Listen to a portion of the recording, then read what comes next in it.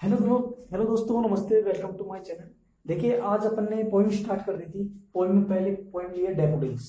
कौन सी पोइम ली है? डैफोडिल्स।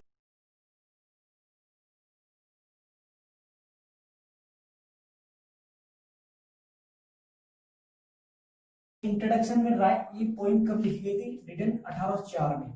ये लिखी गई थी 1804 में, लेकिन पब्लिश कब हुई थी? 1807 में। कब पब्लिश हुई? 1807 में हुई, है ना।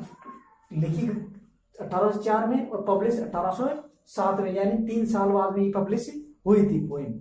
पहली लाइन देखिए, I wander lonely as a cloud. I wander lonely as a cloud. अब देखो यहाँ पे आई कौन है?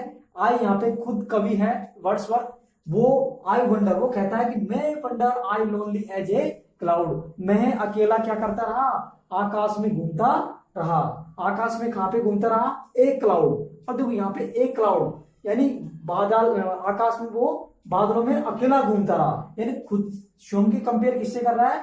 वो यहाँ पे क्लाउड से कर रहा है। अब देखो, जिससे में एज लाइक ये आ जाती है, वो क्या बन जाती है? सिमली। तो ये किसका एग्जांपल हुआ? ये आपका पूरा एग्जांपल हुआ सिमली का।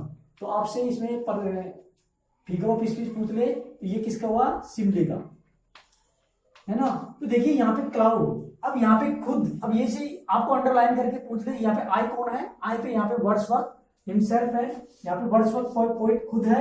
वो कह रहा है कि मैं घूमता रहा वंडर लोनली। लोनली यानी क्या होता है? अलोन। लोनली यानी क्या होता है? अलोन। लोनली यानी अकेला। मैं अकेला घूमता रहा, जैसे कि एक क्लाउड, जैसे बादल अकेले आकाश में घूमते रहते हैं। जैसे आकाश में बादल अकेले घूमते रहते हैं, वैसे मैं अपने आप में क्या करता रहा? अकेले यहाँ पे घूमता रहा। अब देखो, लोनली, यहाँ पे लोनली अकेला, जबकि ये अपनी सिस्टर डोरोथी के साथ में गया हुआ था। लेकिन वहां पे जब डोरोथी इसकी सिस्टर कैम्ब्रिज यूनिवर्सिटी में इसके साथ पढ़ी थी, उसके बाद में इसकी सिस्टर वहां से अलग हो गई थी। जब ये अपने कहीं पे जाता है तो अपनी सिस्टर की यादों को खोए रहता है, और वो अपने आप में क्या कहता है कि I wander lonely as a cloud. मैं वहां पे अकेला घूमता रहा, जैसे कि आकाश में बादल तैर रहे हैं। तो ये आपकी पहली लाइन क्या है? सिमली हुई। लोनली यहाँ पे क्या है? अकेला। आई कौन है? वर्ड्सवर्थ है। अब देखिए, ये कौन सी ये पूरी पोइम, इसमें टोटल आपकी 24 लाइन मिल जाएंगी। कितनी लाइन मिलेगी? 24। आपसे एग्जाम में पूछ लेगा इस पोइम में कितनी टोटल लाइन है? 24 लाइन्स है। और ये पोइम किस में लिखी गई है? ट्रेंटामीटर में लिखी गई है। कौन से में? ट्रेंटामीटर में। तो देखिए, वंडर्स यानी वॉकिंग, घूमना। अब सेकंड लाइन देखिए, that floats on high and over vales and hills. Vales यानी क्या होता है? घाटियां। हिल्स यानी क्या होता है? पहाड़ियां। वेल्स यानी घाटियां और पहाड़ियां। अब देखो यहाँ पे कवि, इसमें क्वेश्चन ऐसा बन सकता है कि कवि वहां पे सैल कर रहा था। अब देखो, सैल फ्लोट्स, फ्लोट सेल क्या होता है? सैल यानी भ्रमण करना। अब सैल भी कैसे करना? वॉकिंग ऑफ द वाटर, यानी पानी में से, पानी में व्यक्ति नाव के माध्यम से सैल करता है, उसको बोलते हैं फ्लोट्स। तो वो खुद को कह रहा है कि जैसे मैं पानी में अपनी नाव के द्वारा सैर कर रहा था, और पानी वहां कैसे चल रहा था? लहरों के माध्यम से ऐसे चल रहा था। तो ऐसे मेरे को लग रहा था कि on high ovals vales and hills, कि मैं अपने आप में ऊंचा उड़ रहा था, जैसे वेल्स यानी घाटियों एंड हिल्स और पहाड़ियों के बीच में मैं उनके ऊपर चल रहा हूं। ऐसे कवि यहाँ पे प्रतीत होता है, यानी ऐसे कवि को यहाँ पे लगता है। तो देखिए, आपको यहाँ पे ये फ्लोट्स आ जाए तो फ्लोट्स का अर्थ क्या होगा? सैल। क्या होगा? सैल। यानी सैल का मतलब क्या होता है? जल में सैर करना। सैल का मतलब क्या होता है? जल में सैर करना। इसको मैं लिख देता हूं, जल में सैर करना। जल में सैर करना, हाँ। ओवरऑल्स। अब देखो, आपके क्वेश्चन दूसरी लाइन में ये क्वेश्चन बन सकता है कि यहाँ पे कवि जल में सैर कर रहा है, अकेला है और उसकी यादें उसको सता रही हैं। तो वो जब अकेला हाई यानी ऊंचे स्तर पर जल में सैर करता है, तो उसको कितने वो उस पर गुजरना पड़ता है, यानी कितनी चीजों पे उसको गुजरना पड़ता है। तो इसमें 2 चीजें हैं, एक तो विल्स यानी घाटियां, और एक क्या है? हिल्स, पहाड़ियां। तो ये दोनों चीज आपको याद रखना है ना। इसके बाद में देखिए, When all at once I saw a crowd। अब देखो, ये कहता है वहन यानी जब। देखो, वहन यानी जब all at once, जब मैंने वहां पे एक दृष्टि डाली। वंश यानी क्या है? एक दृष्टि डाली।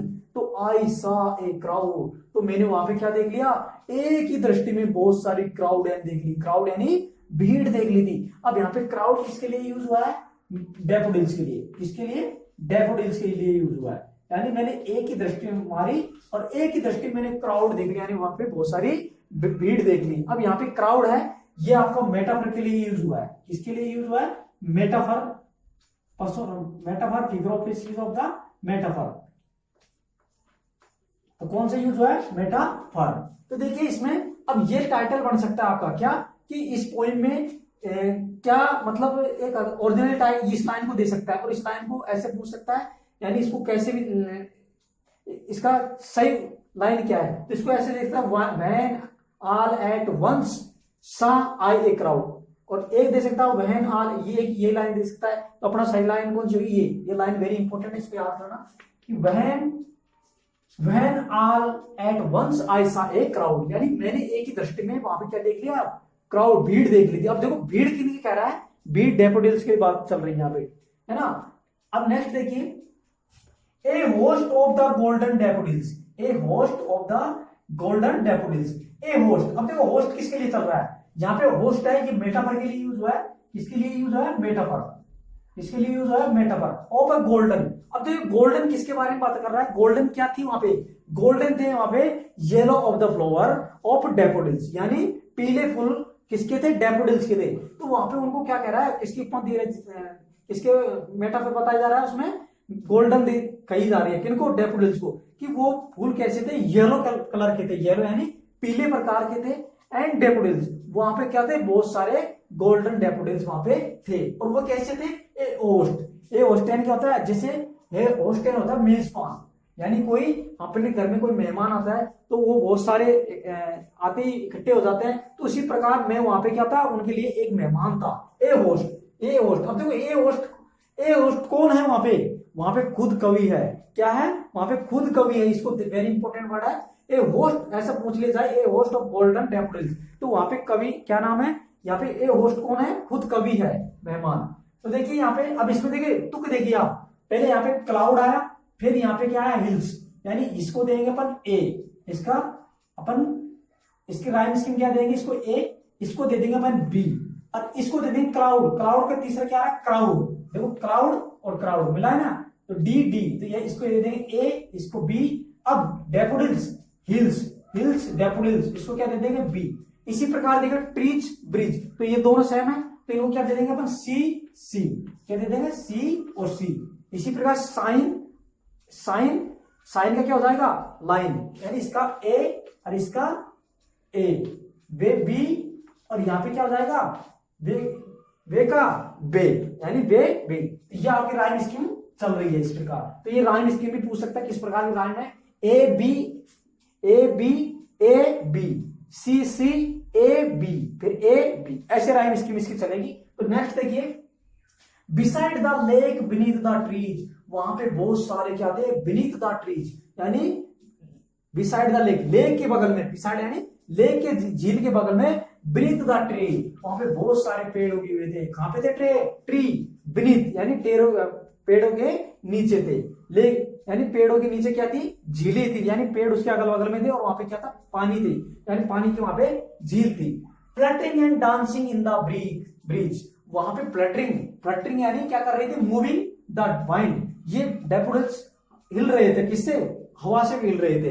एंड डांसिंग, और वे क्या कर रहे थे, मूविंग द हेड, और अपने सिर को हिला रहे थे, कौन, डैफोडिल्स। इन द ब्रिज, किसमें, इसको ध्यान कर लेना, किसमें डांस कर रहे थे, वो ठंडी हवाओं में डांस कर रहे थे, यानी वो किससे कर रहे थे, फ्लटरिंग एंड डांसिंग, वो कर रहे थे ब्रिज से, यानी वो ठंडी हवाओं में मजा ले रहे थे, कौन, डैफोडिल्स। तो यहाँ पे ये क्वेश्चन बन जाएगा, फ्लटरिंग एंड डांसिंग वो किससे कर रहे थे, तो वो कर रहे थे वाइंड से नहीं कर रहे थे, वो किससे कर रहे थे, ब्रिजेस से कर रहे थे, यानी ठंडी ठंडी हवाओं से वो आनंद ले रहे थे। Continuously as the stair and that sign, अब देखो यहाँ पे कंटिन्यूअसली यानी लगातार, एज द स्टेयर यानी तारे, दैट साइन जैसे आकाश में तारे चमकते हैं ना, वैसे लगातार वो क्या कर रहे थे, लगातार चमक रहे थे। And twinkle on the milky way, and twinkle on the milky way, और डैफोडिल्स ऐसे लग रहे थे जैसे मिल्की वे यानी क्या होता है, आकाश में जो गंगा दूर होती है ना, आकाश गंगा उसको बोलते हैं। तो ये कह रहा है कि जैसे मिल्की, ट्विंकल यानी क्या होता है, चमकना, जैसे आकाश गंगा में ट्विंकल तारे चमकते रहते हैं, वैसे डैफोडिल्स वहां पे चमक रहे थे। तो यहाँ पे मिल्की का मतलब क्या हुआ, myriads of stars, myriads of stars. अब देखो, they stretched in never ending line, उनकी लाइनें कभी भी समाप्त होने वाली नहीं थी, ऐसे प्रतीत हो रहा था। अब देखो ये क्या थी, स्ट्रेच, ये हाइपरबोल का सेंटेंस हुआ, किसको हुआ, इसको बोलेंगे हाइपरबोल, हाइपरबोल यानी वो कभी भी समाप्त होने वाले नहीं थे, इसको बोलेंगे अपन hyperbole. They stretched in the never ending lines. अब देखो एंडिंग लाइंस का मतलब क्या होता है, विदाउट ए ब्रेक, यानी उनको कभी कोई तोड़ नहीं सकता था, यानी वो लगातार चलती रहेगी। स्ट्रेचड है मतलब फैलाना, एक्सटेंड यानी क्या होता है, एक्सटेंड एंड फैलाना, स्ट्रेचड एंड फैलाना। अब दे किसके लिए आया है, यहाँ पे डैफोडिल्स के लिए आया है, यानी डैफोडिल्स ऐसे फैले हुए थे माना कि वो कभी भी समाप्त यानी टूटने वाले नहीं थे।